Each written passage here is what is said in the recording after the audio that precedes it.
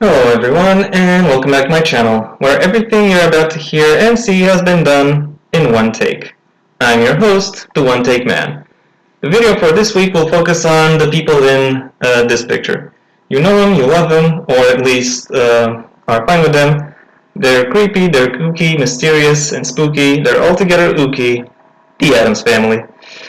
I have to admit I'm not a huge fan of the franchise. I've only seen a few iterations of them, but from what I have seen, I have become curious enough to go on a Wikipedia deep dive and find out what characterizes them and their appearances throughout the entire history of the franchise.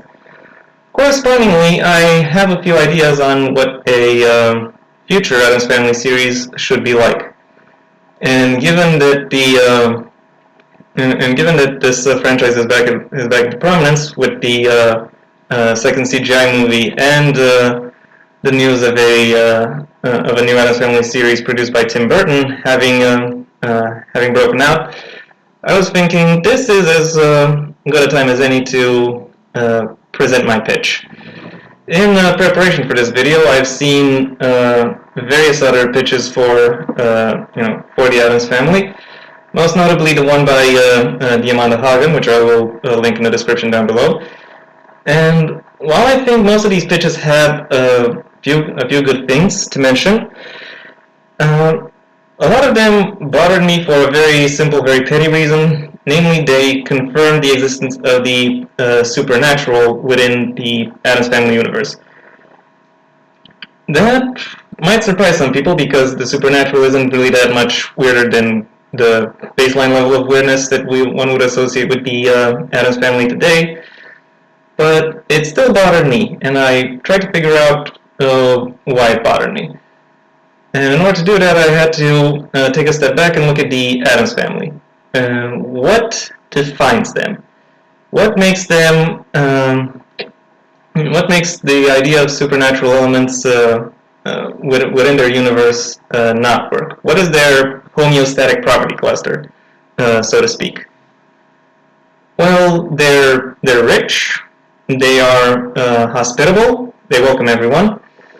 In spite of that, they are shunned by their peers, whoever their peers happen to be. They live among the dead, quite literally. Their house is built in the middle of a graveyard, and are surprisingly very cultured, at least some of them. Does that remind you of anyone? Well, if you were to transpose that in ancient Greece, you get this guy, Hades, god of the death and lord of all the treasures of the earth. Because after all treasures of the earth lie underground. If you were to transpose that in a more modern mythology/setting, you would get this guy, Death as written by Terry Pratchett. By now I think you start to understand what I realized about the Addams Family. They are gods of death, or rather proxies for gods of death. So, considering that, why would introducing supernatural aspects in the franchise not exactly work? Well, the problem is that is not part of their initial concept. That is really what pop culture has really kind of poured over onto them. And their initial concept was just, they're a bunch of weirdos just vibing, and that is something you need to respect. That is something that needs to come to the forefront, with the knowledge of them being gods of death lying more in the background, or proxies for the gods of death. There is also another problem that emerges from that, because they are just weirdos vibing. A lot of the comedy stems not necessarily from amongst themselves, but from how other people, various straight men, so to speak, react to them. And that can work well, but it is also the source of some very cheap laughs. Like, what do you do when you don't know what to do with them? You bring someone else to just be shocked and mug their way through the scenery. Not particularly compelling. And also it does the titular characters some disservice. A way to counteract that, and also play a bit with the more surreal aspects of their characterization, is to have the Addams family be displaced in time. I.e., instead of the setting taking place at a particular point in the series taking place at a particular point in history, you will have various episodes taking place at various points throughout history, from, say, mid-19th century to modern day. I think that allows for the best mixture of both having outside characters interact with the Addams family in meaningful and interesting ways. Like, imagine how someone who opposed the suffragette movement would react to the influence Morticia has over the entire household, for example. While also giving enough incentive to more accurately and thoroughly characterize the all the Addamses individually. And yes, I did say suffragette movement and Addamses because I don't want to focus on the timeline of the family. I want Gomez and Morticia to always be the parents, Wednesday and Pugsley to always be the kids, regardless of the time when this particular episode occurs. Also, because they are welcoming, I imagine them being I imagine them also serving as an impromptu guest house where they welcome a whole slew of other outcasts, like runaway slaves, convicted felons, convicted in absentia, or gay people who are running away from their conservative houses, etc., etc. That is what I think would make the Addams family interesting. They might not necessarily see these people as people, but more like strays they're adopting. But, well, you need dark humor. You need dark humor in order to really make the Addams family work, even if it is about serious topics, or I could say especially if it's about serious topics. Besides, all the gays love that, right? If you spend any time on Tumblr, you'll notice that one reoccurring thread is to not have gay characters be perfect, have them be flawed, and really the Addams family does allow for that, to some extent at least. With that out of the way, let's get into the actual let's get into the characters and describe what would make my iteration of the Addams family unique, what would make them stand out. And in case you're wondering why I'm doing this video on in a Word document with pictures, well, I originally wanted to do it in a Windows Photo Viewer, but I didn't like the way they were displayed, so you're stuck with this. Anyway, let's describe the family, starting with Gomez Addams, the patriarch. He is the most atypical patriarch to have ever patriarched because he doesn't really care about consolidating his power or his authority or even displaying it very much. He is a hedonist through and through, constantly engaging in whole sorts of games and shenanigans. The only thing that really defines him is his unbound enthusiasm in matters of play. That includes games. That could include DIY projects, but I also wanted to, and it most notoriously includes his sexual enthusiasm when it comes to Morticia. I kind of want I want this Neil Addams family to be polyamorous, so it would also extend towards any other lovers they might take on. And I also want to extend a bit the range of playthings at Gomez's disposal. He is most notorious for crashing model trains, but I think he should have a few more toys at his disposal because after all, he is rich. He can afford it. Maybe give him video game consoles, pinball machines, arcades. Like seriously, any kind of DIY, any kind of game would be very interesting to him. Would be very fitting. Most importantly, however, he should not be seen doing any sort of work that justifies how rich he is. Like, the more he can turn capitalism into a fucking joke, the better off his character will be. And that is what I want to see from that is what I want to see from Gomez. Moving on, we got Morticia, the matriarch of the household. She's known for being more. She is the.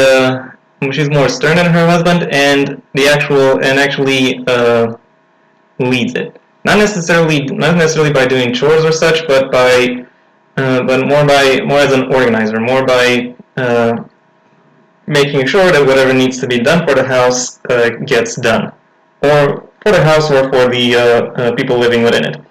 She would still be welcoming, but maybe she might see her necessity to welcome people more as a nice thing to do rather than something she is generally and genuinely enthusiastic to do.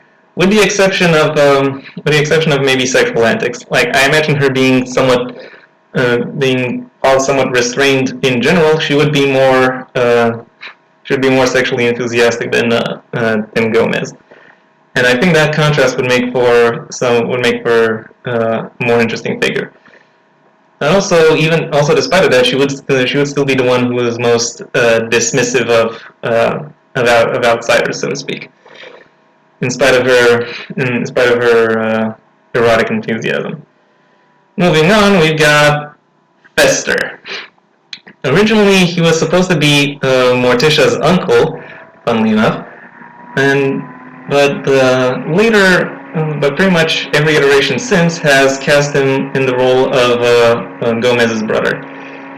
And truth be told, I find myself agreeing to some extent with both ideas, though obviously they can't both be true. Or you could, if you wanted to make the Addams family incestuous. I don't really see the point in that, so that's not a take I'm gonna go with.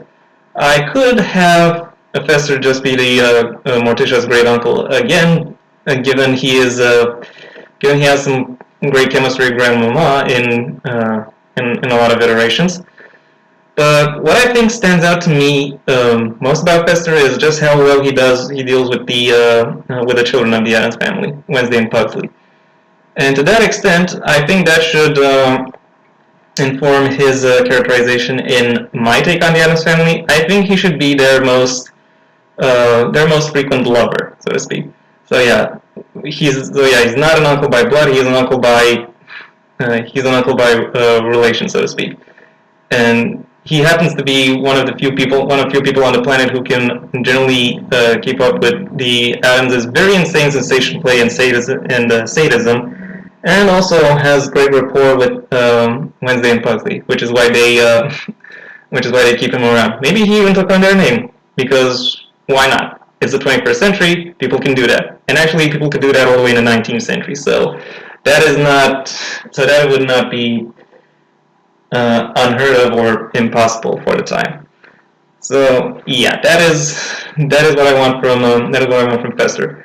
Maybe you could add another female lover of the parents who in some way contrasts him, as is more of a nanny to the kids, or more stern. But really, that is something I want to leave up to a potential showrunner. Speaking of the kids, let's talk about them. Starting with Wednesday Addams. Wednesday, up until the 90s movies, was kind of just an average girl. She would play around. She would get involved in shenanigans with her brother, but she would even receive her education in magic from her grandmother, alongside her brother, in order to sort of get into the how should I say it? family tradition. That all changed with the 90s movies, where Wednesday was not just weird, she was the only one who was actively malicious to outsiders. In order to contrast how her being that how she's a little girl, she's very nice, but nope, she's not nice. She is actually the only one who will actively murder you. The other members of the Addams family are indifferent to whether or not you will die. She will actively seek it out. That's what made that iteration stand out. That and Christina Ricci's performance, which was absolutely amazing.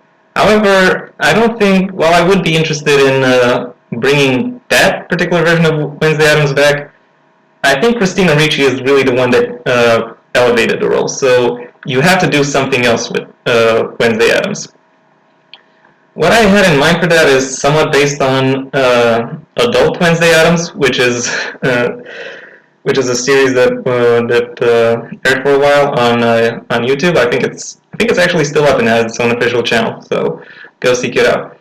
And in there, Wednesday is pretty effortlessly capable of dismantling most of the hypocrisies and entitlements that people surround themselves with. And she's able to do so with a very distinct and very classy air of menace. And I want to bring that to this child character and enhance it. I want to emphasize just how capable she is at psychologically manipulating people, and recognizing what drives them, and then twisting these incentives in such a way so that they end up doing her bidding. So yeah, I basically want Wednesday Addams to be Hannibal Lecter as a little girl. That is something I think would be the most funny thing you could do. The most funny thing you could do with her. Have her give her the possibility to break literally anyone physically, mentally. You're her plaything. Like, if she decides you're her plaything, you're her plaything. End of story. Next up, we've got Pugsley. Of the siblings, Pugsley has regrettably been the one who has been shafted the most, at least in the past 30 years, because the movies gave Wednesday something distinctive, but for Pugsley, he's still just a boy who gets in some pretty advanced shenanigans because he is a member of the Addams family. But otherwise, he is pretty unremarkable as a character. So, what do you best do in order to really? Oh wait, there's an ambulance. Waiting. Okay, it's about to pass. Anyway, what do you do with this character who has mostly been kind of absent, except for the role as Wednesday's lab rat, sometimes enthusiastically so? Just as how there's been a contrast between the parents, Gomez and Morticia, I want to establish a similar contrast between Wednesday and Pugsley. Think about it like this. Wednesday is the kind of character who can break anybody in any way. Pugsley should be a character who cannot be broken in any way. As in, I mean, he is super resilient in both mind and body. But he would still mentally be at the stage of an overly enthusiastic little boy, but he is otherwise completely and utterly unbreakable, and I mean super resilient. Like not just the average resilience of the Addams family, where they electrocute themselves on a chair for fun. No, I mean you throw him in the volcano and he swims in the lava. That's how insanely powerful Pugsley really should be. Like he might actually have the power of a deity, but suppressed by the naivety and enthusiasm of a child. That is what Pugsley would be. How exactly you display that in a series that more or less tones down the supernatural? Well, it's hard to say, but you can still make it somewhat surreal. Like, how weird would it be for the Addamses to have an unexploded nuke in their backyard, and then as it's about to blow up, Puzzly covers it, and literally everything is fine. Like, he soaks up all the radiation and has no problem whatsoever. That's the kind of thing you could do. But well, whatever. I'm not gonna write the series now. I'm just gonna present it. Moving on, we've got Grandmama.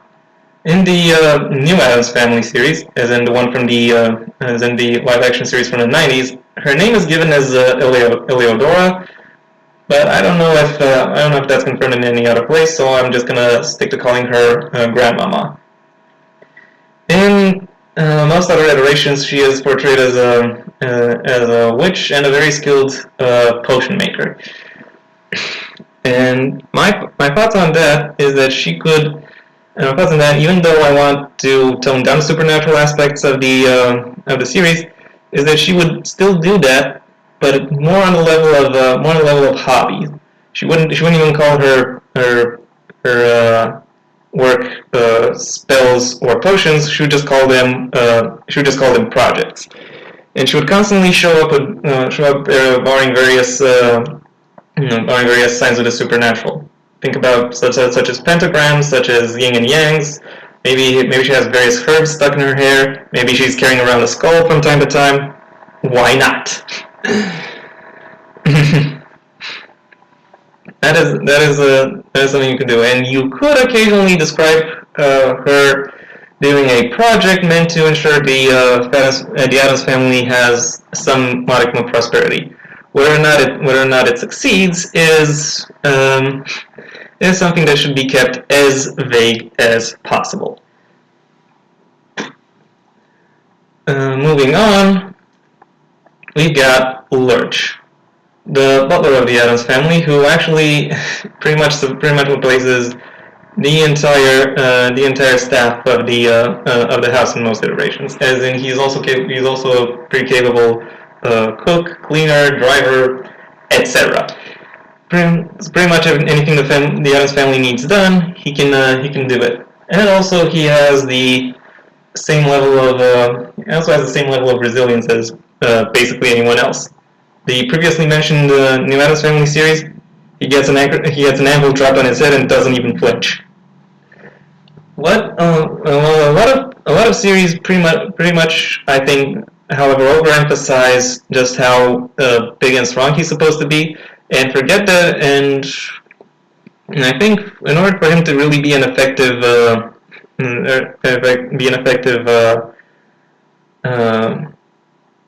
servant or aide for the Addams family, he really needs to display a bit more agility. In the '90s cartoon, for example, he is shown wrangling a whole field of stampeding bulls, like in no time flat. That requires strength, I will admit that, but it also requires a surprisingly high degree of agility and dexterity. And I want to emphasize precisely that. Not necessarily by making him a gymnast, because some things do still defy believability, even within an Addams Family series. But rather, he would take on various hobbies that pretty much emphasize his level of dexterity and hand-eye coordination. Think about him, keeping bonsai trees or doing origami. That's the kind of thing I kind of want him to see. And whenever he is summoned, he could show up with some new origami figure, or holding a bonsai tree and a pair of scissors. The Addams family tolerates that because, well, they are welcoming, they're hospitable, not just to others, but also amongst themselves. So they understand that. Maybe giving him more of a staff would be interesting. Giving that staff a high turnover rate as well would be in keeping with the Addams family. Moving on to the last figure I'll talk about in serious depth, Thing.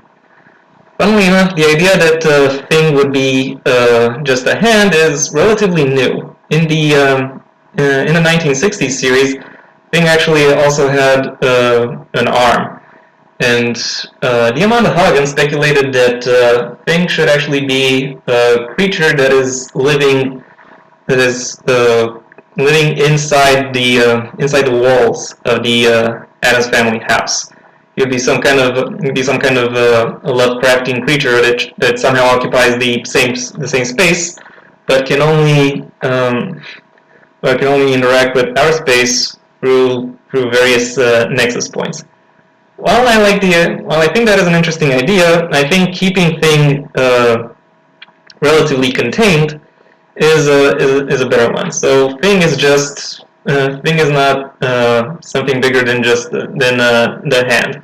But I think he would not necessarily be stuck to the form of a hand.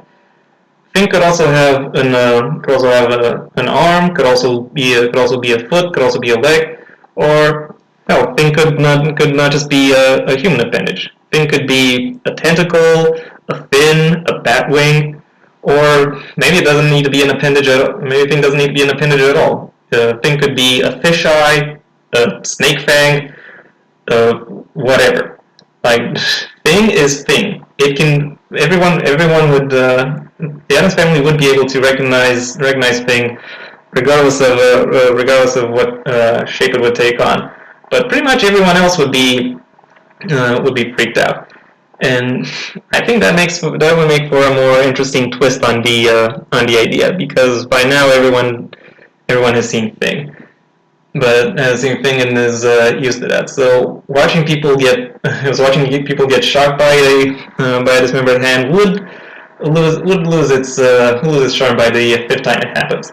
But if you see it happen regularly, and also if you can add some comedy for the changes in appearance that it takes on, that would be more interesting. There will also be Cousin It, but I haven't really found any good photos of Cousin It. So for that reason, I'm just gonna keep my ideas about Cousin It as vague as possible, and just say it is Grandmama's assistant. Was it human once? Was it one of Grandmama's experiments? Is its condition reversible? Does it have any motivation to still remain Grandmama's assistant? The answer to one, most, or all of these questions could be yes. I don't know. But that is something that might be worth exploring. Or if you want to only have him be an episodic figure, it could have its own lab somewhere, and Grandmama just comes up on him again and again to see how his progress is going. That is again something you can do. I'm not standing here writing the show now. But that was a collection of my ideas regarding what a future Addams Family series would be like. I hope you enjoyed this video. If you did, then please leave a like and maybe even share it wherever you think others will also like the idea. If you have anything you'd like to add to my suggestions, the comment section awaits your input. And if you want to see when my next video drops, then please subscribe. And ideally also ring the bell or do whatever else YouTube will ask of you in order to keep you notified. Until next time, I have been the One Take Man.